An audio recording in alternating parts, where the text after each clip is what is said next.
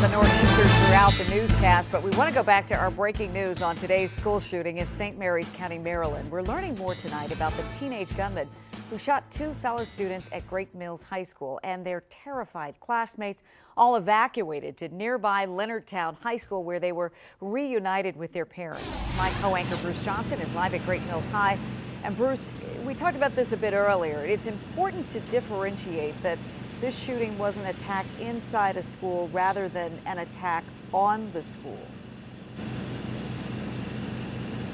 Yeah, Leslie, you're absolutely right. Make no mistake about it, this is a really big deal. Somebody smuggled a semi-automatic weapon into this school, okay? It's a big deal.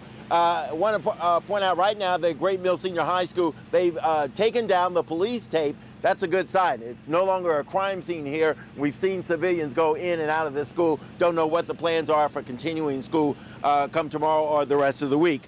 We do want to point out, though, this was not the high school in Parkland, Florida. This was a different situation. 17-year-old identified by law enforcement as Austin Wyatt Rollins managed to smuggle a gun into the school, and he used that gun to shoot a 16-year-old female student. Law enforcement tells us they had a prior relationship. No more information than that. Somehow, a 14-year-old student, a freshman here, was also shot. We're not sure exactly how that happened.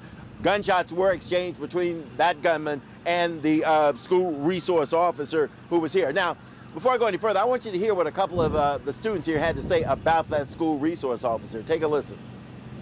Relieved that she's okay, yes. Okay. And just a real feeling that this is actually happening in our school district. We didn't know exact details, like there were just rumors from everywhere. It was, Well, what did you think when you heard? You ever think it could happen here? Yeah, sadly enough, I did. Right. Just a couple of weeks back, we had an incident that was caught beforehand where some boys had access to guns. We're talking on social media about shooting the place up, but they were caught and they were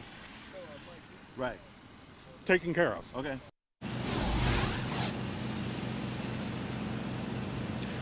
Okay, didn't hear that bite. We do have it. We'll have it for you at 7 o'clock. The students were saying they were glad the school resource officer is here. He's been identified as Deputy First Class Blaine Gaskell. He's with the St. Mary's County Sheriff's Department. He's a member of the SWAT team. And Governor Larry Hogan, Maryland Governor Larry Hogan, is calling him a hero like a lot of other people out here. It sure sounds like this is exactly the way it should have been handled. Had a very capable school resources officer that also happened to be a SWAT team member. This is a tough guy who apparently closed in very quickly and took the right kind of action. And I think while it's still tragic, he may have saved other people's lives.